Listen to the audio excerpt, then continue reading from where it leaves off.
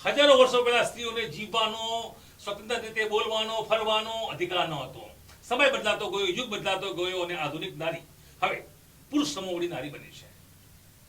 આજે today Gujarati news સ્ટુડિયોમાં જોડ્યા છે આપણી સાથે રિદ્ધિબેન બારોટ, જેઓ આધુનિક નારી, તેઓના હક, તેઓનું સન્માન અને તેઓને જે ન્યાય મળવો જોઈએ, સ્વતંત્રતા, ફ્રીડમ મળવું જોઈએ તે બાબતે પોતાના વિચારો વ્યક્ત કરી રહ્યા છે.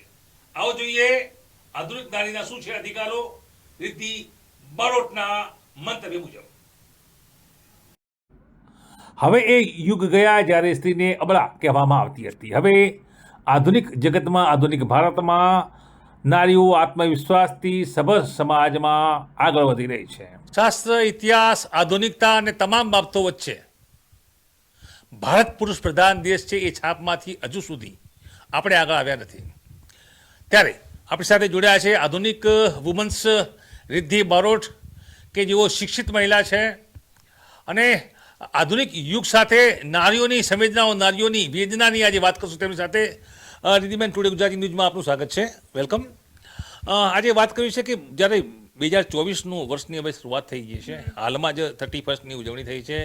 આ ઉજવણી વચ્ચે ભારતીય નારીઓની તમારી દ્રષ્ટિએ હાલ કેવી દુર્દશા છે? ભારતમાં નારીઓનું અત્યારે એવું છે કે ટાઈમ તો બદલાયો છે, પણ નારી પ્રત્યેના જે ભાવ અને જે નારીઓની જે સોચ છે એ હજુ બી નિશ્ચિત છે. અત્યારે ટાઈમ એવો છે કે આધુનિક ભારતમાં આપણે જીવીએ છીએ, તો થોડું નારીઓને બી મહત્ત્વ આપવું જરૂરી જ છે. અને એવું બી નથી કે અત્યારે બિલકુલ નથી મળી રહ્યું. પહેલાંના ટાઈમથી અત્યારે જોઈએ તો નારીઓને બી થોડું આગળ પડતું મહત્ત્વ મળી રહ્યું છે. જ્યારે નારીઓ બી બહુ બધા કામમાં, બહુ બધી એક્ટિવિટીઝમાં આગળ છે. હંમેશા પુરુષની સાથે તેઓ હાથથી હાથ મિલાવી અને કદમથી કદમ મિલાવીને ચાલવાનું ટ્રાય કરી રહી છે. તો અત્યારની નારીનું તો જીવન બહુ સારું થયું છે. જ્યારે આપણે બહુ ટાઈમ પહેલાંની 90s કે એ બધીની વાત કરીએ તો નારીઓ પ્રત્યે બહુ બધા આમ જોઈએ તો બહુ દુર્દશા હતી. અત્યારે ભલે નારી એના મરજીનું કરી શકે છે. 2024થી તો એવું લાગે છે કે નારી ભલે સાસરમાં જવાની હોય ને તો બી અત્યારે સાસરામાં બી લોકો કહે છે કે નહીં, તમે જોબ કરી શકો છો. જેમ કે મને બી એવું ડાઉટ થતો હતો કે શું મેરેજ પછી જોબ કરવી જોઈએ કે નહીં. ત્યારે સામેવાળા પક્ષવાળા એમ કહે છે કે નહીં, તમારે જોબ કરવી જ જોઈએ.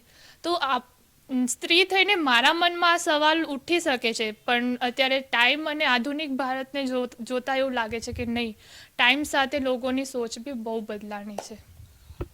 રિદ્ધિબેન, વધુ એક સવાલમાં આપણે કહેવા માંગુ કે પૌરાણિક સમયમાં ખાસ કરીને નજીકના કેટલાક રાજ્યોની પણ વાત કરવામાં ઘૂંઘટ પ્રથા ખાસ મહત્વની હોય છે. વિધવા વિવાહ તો જો કે થવા લાગ્યા છે, પરંતુ ઘૂંઘટ પ્રથા આજે પણ ક્યાંક ને ક્યાંક સંસ્કારોની આડ દઈ નારીઓને આટલા લાંબા ઘૂંઘટા ખેંચવા પડતા, ક્યાંક જતી વખતે અથડાય છે, પડે છે, લાગે છે. ઘૂંઘટ પ્રથા વિશે શું કહેવું છે તમારું? ઘૂંઘટ પ્રથા તો એવું છે કે લોકોની સોચ ઉપર છે. ધારો કે કોઈની સમાજમાં ઘૂંઘટ અત્યારે બી બહુ જ મહત્ત્વ આપી રહ્યું છે અને ઘૂંઘટથી કદાચ એમના મનમાં એવું લાગે છે કે મર્યાદા સચવાઈને રહે છે. જ્યારે સ્ત્રી, અત્યારે આધુનિક સ્ત્રીની વાત કરીએ તો એ અત્યારે એના બોલવામાં, એના લોકોના જોડેના વ્યવહાર અને એની નમ્રતાથી જે પોતાની જે લાજ મર્યાદા છે એ સાચવી શકે છે. બટ ઘરમાં કોઈને ગમી રહ્યું છે કે ઘૂંઘટ નીકાળવો જોઈએ, તો એવા મોટાની મર્યાદાને જોતા મારી સમાજમાં ઘૂંઘટ પ્રથા છે, તો કદાચ એને માયને લઈને હું બી મેરેજ પછી કદાચ ઘૂંઘટ નીકાળીશ. તો એવું નથી કે ઘૂંઘટ માટે કરીને તમે કોઈના માટે લડાઈ કે ઘૂંઘટ માટે કરીને તમે રિશ્તા ના ખરાબ કરો. ઘૂંઘટ તો એક પ્રથા છે અને એ કદાચ ના બી હોય તો બી અત્યારની સ્ત્રીને ખબર છે કે મારે કઈ રીતના રહેવું છે. રિદ્ધિબેન, તમારી દ્રષ્ટિએ સાક્ષરતાનું ધોરણ એક મહિલા માટે કેટલું હોવું જોઈએ? ક્યાંક ને ક્યાંક મા બાપોને કેટલાક સમાજોમાં પણ એવું છે કે વધારેમાં વધારે સાક્ષર એટલે દીકરી ભણી ગણી લખતા વાંચતા સહી કરતા આવડવું જોઈએ, 10 અને વધારે 12, એનાથી વધારે આગળ ભણાવતા નથી. પછી ક્યાંક તેને આગળ જતાં તકલીફો પડે છે, સશક્તિકરણ જે વાત આવે છે નથી આવતી, પોતાના પગ ઉપર ઊભા થવાની વાત આવે છે નથી આવતી. શું કહેશું? એવું નથી, તમે એવું ના માનો કે તમારી દીકરી છે તો એને 11-12 ધોરણ સુધી જ ભણાવો. સ્ત્રીને હંમેશા ગ્રેજ્યુએટ તો બનાવો જ, જેનાથી અત્યારે તો શું સ્કૂલમાં તો એ નાનપણનું જીવન જીવી રહી છે. કોલેજ જશે, બહારની દુનિયાને લોકોને મળશે, અલગ અલગ ટાઈપના લોકોને મળશે, તો એને ખબર પડશે કે રિયાલિટી શું છે. તો તમે સ્ત્રીને ભણાવો, એને ભણાવી અને જેટલું બને એટલું એજ્યુકેશન આપો, જેથી અત્યારનું તો પોતાનું ઘર તો સારી રીતના ચલાવશે, મેરેજ પછી તો બીજાને હેલ્પફુલ થશે. એના પતિને કોઈના જોડે ક્યારે બી પૈસા માગવા કે ક્યારે બી ક્યાં અટકાવવું નહીં પડે. ભણેલી સ્ત્રી હશે ને તો કહેશે કે તમે ઊભા રહો, મારા જોડે છે ને આજે મારા પૈસા તમે યુઝ કરી લો ને, શું વાંધો છે? બીજાના જોડે માગો તો પોતાની પત્ની ભણેલી ગણેલી હશે તો કદાચ એ તમારા હાથથી હાથ અને કંધાથી કંધો મિલાવીને ચાલવાનો વિચાર કરશે. આજની સ્ત્રીને ભણાવો, તમે ભણાવશો ને તો જ એ આગળ વધશે. અને ક્યારેક અત્યારે મા બાપના ઘરે એમની મદદ કરી રહી છે તો કાલે બીજાના ઘરે જઈને પોતાનું મોઢું નમાવું ના પડે અને ક્યારે બી એના પતિને બી બીજા સામે નમાવું ના પડે. તો પ્લીઝ એજ્યુકેશન ઉપર પહેલું ધ્યાન આપવું જરૂરી છે. રીતિબેન, આધુનિક સમાજને આધુનિકની નારી જ્યારે ક્યાંક મંચ ઉપર બોલતી થાય છે, સુંદર થાય છે, સુશોભિત થાય છે, અવનવા કપડાં પહેરતી થાય છે, વસ્ત્ર પ્રદાન કરતી થાય છે, ત્યારે ક્યાંક ને ક્યાંક તેની ઉપર ટીકા ઉછળતી હોય છે. સ્વચ્છંદી મહિલા બની ગઈ છે, ટીકાઓ પછી શું કહેશો? હા, એ તો વાત તમારી બહુ જ બરાબર છે કે અત્યારે થોડું આપણે સ્ત્રી તરીકે જોવા જવું તો લોકોની મનમાં આ સવાલ તો પહેલો જ ઉઠી જાય છે કે ભાઈ આ તો હવે બહાર જાય છે, સારા કપડાં પહેરે છે, સારા લોકોને મળે છે. નહીં, એવું નથી. તમે તમારી સોચ બદલો. સારા કપડાં પહેરી અને સુંદર દેખાઈને તમે બીજાને મન મોહિત કરવાનો ટ્રાય ના કરો. પોતાને ગમે, બીજાને તમને જોવું ગમે, તમારા જોડે વાત કરવી ગમે, એવા બનો અને સોચ બદલો કે આ શું છે કે સ્ત્રી છે તો બહાર જઈ રહી છે તો તૈયાર થઈને ગઈ રહી છે તો ગલત કામ કરવા જ નહીં જતી હોય. એ હંમેશા પોતાને ધ્યાનમાં રાખીને જ જતી હશે. તમે જેટલી સ્પ્રિંગને દબાવશો એટલી જ જોરથી ઉછળશે. એટલે સ્પ્રિંગને દબાવવાનો ટ્રાય ક્યારેય ના કરતા.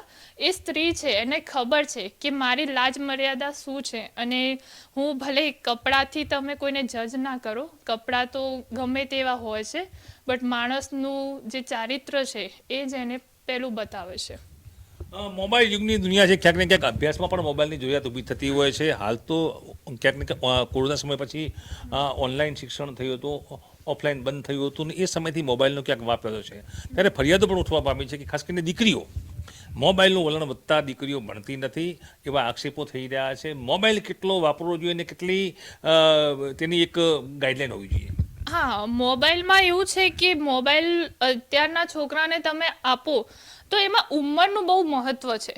તમારી છોકરી જ્યારે 15થી 21 વર્ષની છે ત્યાં સુધી તમે એને સાચવો, એ શું કરી રહી છે, કઈ જગ્યાએ શું મોબાઈલનો કયો યુઝ કરી રહી છે એના ઉપર ધ્યાન આપો.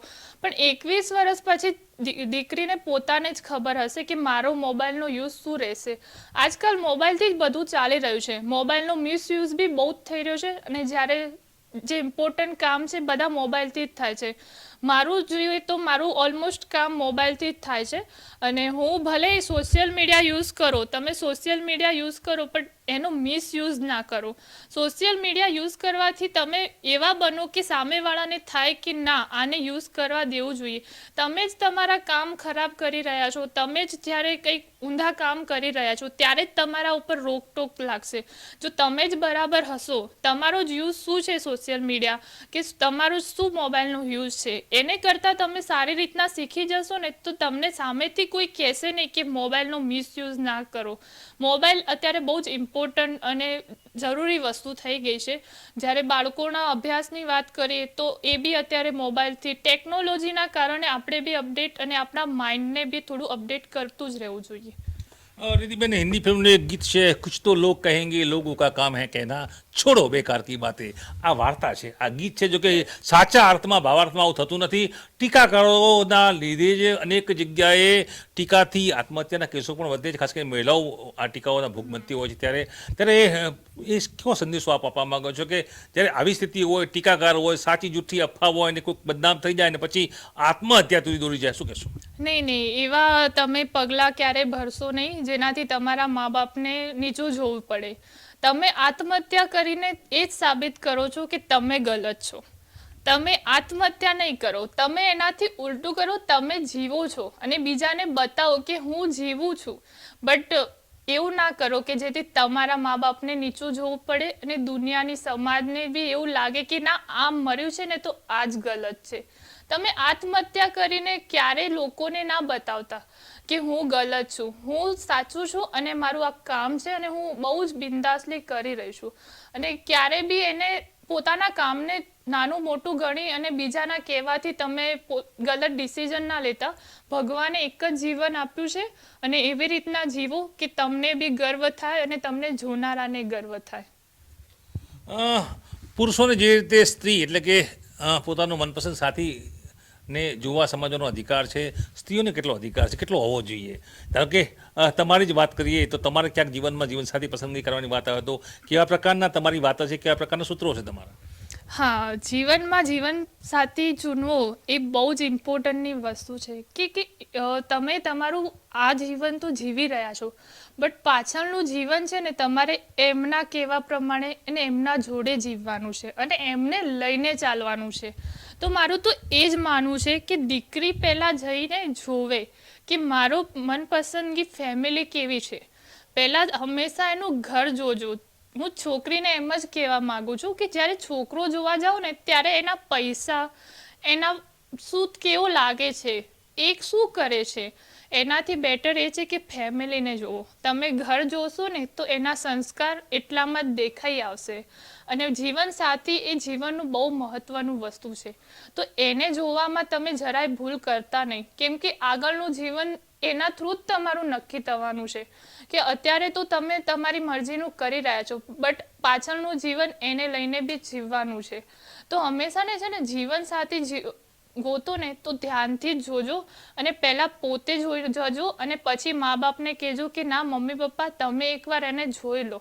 અને સમાજમાં જોવું જરૂરી છે, કેમ કે બીજી સમાજ, હું એમ નથી કહેતી કે સમાજ આ તે ના તે, બટ સમાજ અને લોકોના જીવનમાં મા બાપ બી આપણા છે અને એમને બી લઈને ચાલવાનું જ છે.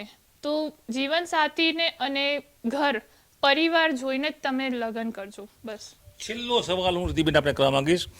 રાજસ્થાન મારવાડનો હું છું. મારવાડની એક કહેવત પણ મને યાદ છે કે સ્ત્રી યૌવન 30 વર્ષ, ધોરી 9 દાણા. બળદ હોય છે તેમનું યૌવન 9 વર્ષનું હોય છે.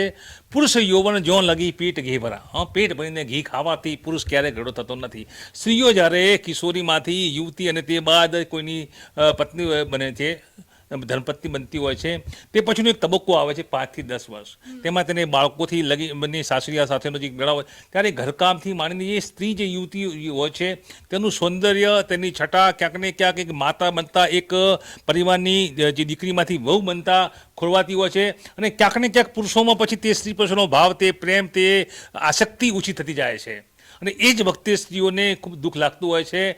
તો સ્ત્રીઓએ પણ પોતાની આ યુવતી, યૌવન અને તે બાદની જે આખી પ્રક્રિયા હોય છે ધર્મપત્ની સુધીની, સાસરિયા જવા સુધીની પત્ની, કેવા રીતે રહેવું જોઈએ કે જેથી પુરુષને પોતાના પતિની નજરોમાં એ જે લગ્ન કરે તે સમયથી જે લાગણીઓ અને જે ખાસ કરીને આસક્તિ હોય છે સચવાવી જોઈએ? એમાં શું છે, સ્ત્રીઓ છે ને આ બધામાં પોતાને ભૂલી જાય છે. જ્યારે એ મેરેજ કરીને જાય છે ને એટલે ત્યારથી જ એને કહેવામાં આવે છે કે હવે તારે તો પારકા ઘરે જવાનું છે, હવે તો તારે પારકાના થઈને રહેવાનું છે. ત્યારે જ એના મનમાં, એ દિવસથી એના મનમાં એ હતાશા છવાઈ જાય છે કે પારકું ઘર. એ પારકું ઘર શબ્દ તો પહેલાં નીકાળી લો. એ મારું ઘર છે, ત્યાં મારે જવાનું છે અને મારા માતા પિતા અત્યારે છોડીને જઉં છું ને એ બીજા છે. તમારું જીવન અને તમે પોતાને એટલા હતાશ કરી દઈએ છે કે મારે પારકા ઘરે જવાનું છે, પારકાની રહેણી ગરણી શૈલીઓથી રહેવાનું છે. એ હતાશામાં પોતાની સુંદરતા, પોતાનું જીવન જીવવાની રીત બધું જ ત્યાં ભૂલી જાય છે. તો મારું એવું કહેવું છે કે તમે મેરેજ કરીને જાઓ છો ને તો પોતાનું બનાવી અને પોતાના થઈને અને પોતાના કરવા માટે જજો. જ્યાંથી તમારું જીવનનું સુંદરતા ના ખવાય ને તમારા પતિને છે ને તમારી સુંદરતા કળવાઈ જશે તો એનું બી મન તમારામાંથી ઉઠી જશે. ભલે તમે બારે ઘૂંઘટ નીકાળી અને જે તમારા સમાજના રિવાજ છે એ પ્રમાણે રહેજો, પણ પોતાના પતિ સામે હંમેશા ખુલીને જે તમે છો એ બનીને રહેજો. અને એને સંગીની બનીને ટ્રાય ના કરતા, પહેલાં એના મિત્ર સખી બનીને એના જીવનમાં જવાનો પ્રયાસ કરજો. બહુ મજા આવશે જીવન જીવવાની. તો તમારી સુંદરતા ત્યાં છે ને જરાય ઓછી નહીં થાય, ઉપરથી તમારું રૂપ ઓર ખીલી ઉઠશે. તો મારું આ જ કહેવું છે સ્ત્રીઓ વિશે. તો આ હતા રિદ્ધિબેન બારોટ, પોતે જે તેઓના વિચાર છે આધુનિક સ્ત્રી, આધુનિક જગતમાં આ સ્ત્રી કેવી રીતે જીવવું જોઈએ, તેનું જીવન કેવું છે, તેના શું હક છે, તેની કેટલી ફ્રીડમ મળવી જોઈએ. મોબાઈલ વાતે પણ તેઓએ વાત કરી છે, ખાસ કરીને જે વિદ્યાર્થીઓ ભણી છે કેટલા સમયથી કેટલા સમય સુધીનો તેઓનો એક સમયગાળો હોય છે, કેવી કેવી જાતની સૂચનાઓ તેમણે આપી છે, કેવું ધ્યાન રાખવા જેવી બાબતો છે. પરિણિત જે સ્ત્રીઓ છે તેઓ માટે પણ તેઓએ પોતાના મનની જે ઉન્નત વાત છે, આધુનિક વાત છે અને સાચી વાત છે, ન્યાયપીઠ વાત છે તે જણાવે છે.